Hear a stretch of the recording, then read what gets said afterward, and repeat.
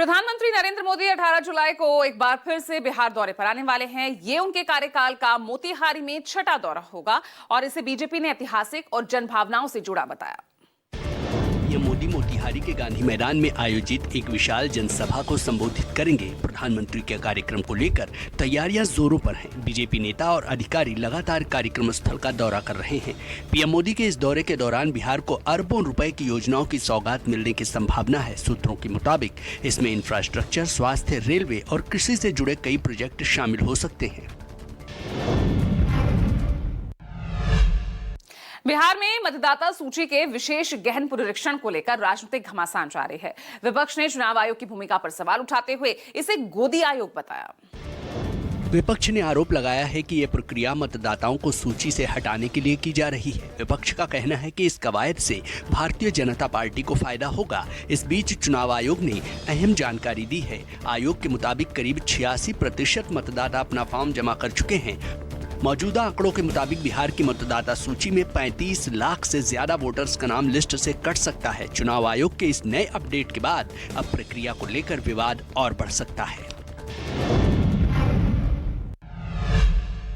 कांग्रेस संसदीय दल की अध्यक्ष सोनिया गांधी ने संसद के आगामी मानसून सत्र के लिए रणनीति पर चर्चा करने की खातिर 15 जुलाई को अहम बैठक बुलाई, यानी आज ये बैठक बुलाई गई है उनके आवास 10 जनपद पर। कांग्रेस की इस बैठक में सरकार को घेरने की रणनीति बनाई जाएगी। सूत्रों के मुताबिक शाम 5:30 बजे 10 जनपद पर होने वाली इस बैठक में कांग्रेस अध्यक्ष मल्लिकार्जुन खड़गे और लोकसभा में विपक्ष के नेता राहुल गांधी समेत पार्टी के कई बड़े नेता शामिल होंगे। संसद का मानसून सत्र 21 जुलाई से 21 अगस्त तक चलेगा। कांग्रेस की ये बैठक मानसून सत्र में विपक्ष की एकजुट और मजबूत रणनीति बनाने की दिशा में बड़ी कोशिश मानी जा रही है, जिससे देखकर लग रहा है कि मानसून सत्र हंगामेदार होगा।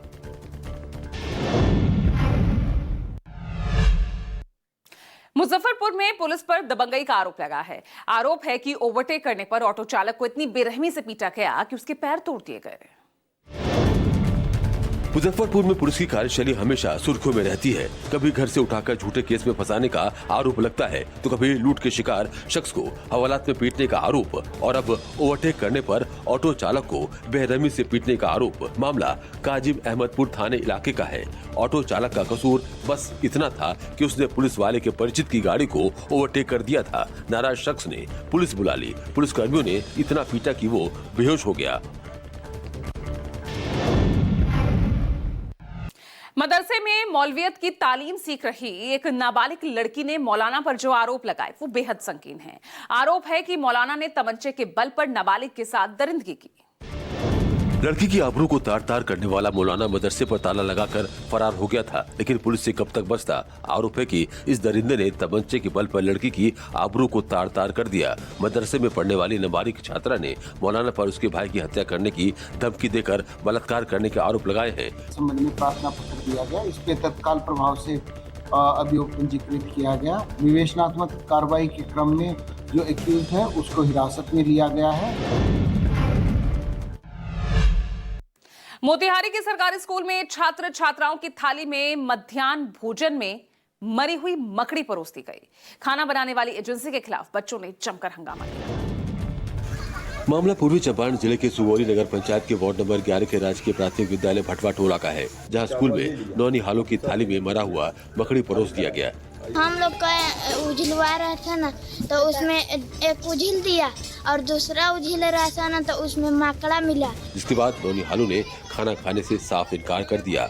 आरोप है कि स्कूल प्रबंधक ने भोजन करने के लिए बच्चों पर दबाव बनाया, लेकिन ग्रामीणों को भनक लगी तो हंगामा खड़ा हो गया।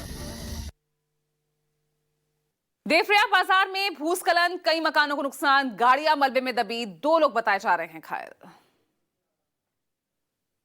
उत्तराखंड में बारिश का कहर जारी है। टिहरी जिले के देवप्रयाग में पहाड़ से भूस्खलन हुआ है, जिससे काफी नुकसान भी हुआ है। भूस्खलन का जो भयावह वीडियो सामने आया है, उससे साफ पता चल रहा है कि अचानक पहाड़ियों से पत्थरों की बारिश हो रही है, जिसमें अचानक बड़े बड़े बोल्डर भी गिरे, जिसमें कई मकान क्षतिग्रस्त हो गए हैं। कई गाड़ियों के इस मलबे में दबे होने की जानकारी मिली है। वहीं 2 लोग घायल भी बताए जा रहे हैं। प्रशासन अलर्ट मोड पर है। मलबा हटाने का काम जारी है।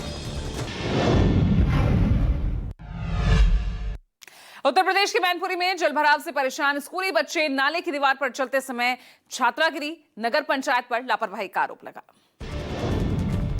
मैनपुरी के भोगांव में विकास कार्यों की स्थिति का खुलासा करता एक वीडियो सामने आया है। मोहल्ला प्रेम चरैया में सड़कों पर जल भराव की वजह से बच्चों को स्कूल जाने में न सिर्फ परेशानी का सामना करना पड़ रहा है, बल्कि जान तक जोखिम में डालना मजबूरी बन चुका है। जो वीडियो सामने आया है उसमें एक छात्रा नाले की 9 इंच चौड़ी दीवार पर चढ़कर स्कूल जाने का प्रयास कर रही है, लेकिन संतुलन बिगड़ने से वो नीचे गिर गई और चोटिल हो गई। विपक्ष के नेता और कांग्रेस सांसद राहुल गांधी आज लखनऊ की एमपी एमएलए कोर्ट में पेश होंगे। राहुल को अपनी भारत जोड़ो यात्रा के दौरान भारतीय सैनिकों के उनके खिलाफ कथित अपमानजनक बयान के मामले में कोर्ट ने तलब किया है। एमपी एमएलए कोर्ट ने मानहानि मामले में दायर शिकायत पर संज्ञान लेते हुए कांग्रेस सांसद राहुल गांधी को आरोपी के तौर पर तलब किया है। राहुल ने इस समन के खिलाफ हाई कोर्ट में भी याचिका दायर की थी, लेकिन उन्हें वहां से कोई राहत नहीं मिली। बीती कुछ सुनवाइयों में राहुल हाजिर नहीं हुए, जिसके बाद उनके खिलाफ एनबीडब्ल्यू भी जारी करने की मांग की गई है। राहुल गांधी के वकील प्रांशु अग्रवाल के मुताबिक पेशी के बाद कोर्ट में जमानत का अनुरोध किया जाएगा। शरद पवार की पार्टी एनसीपी में सब कुछ ठीक ठाक नहीं चल रहा। पार्टी से नाराज चल रहे प्रदेश अध्यक्ष जयंत पाटिल के इस्तीफे की खबर के बीच आज पार्टी की बड़ी बैठक बुलाई गई है।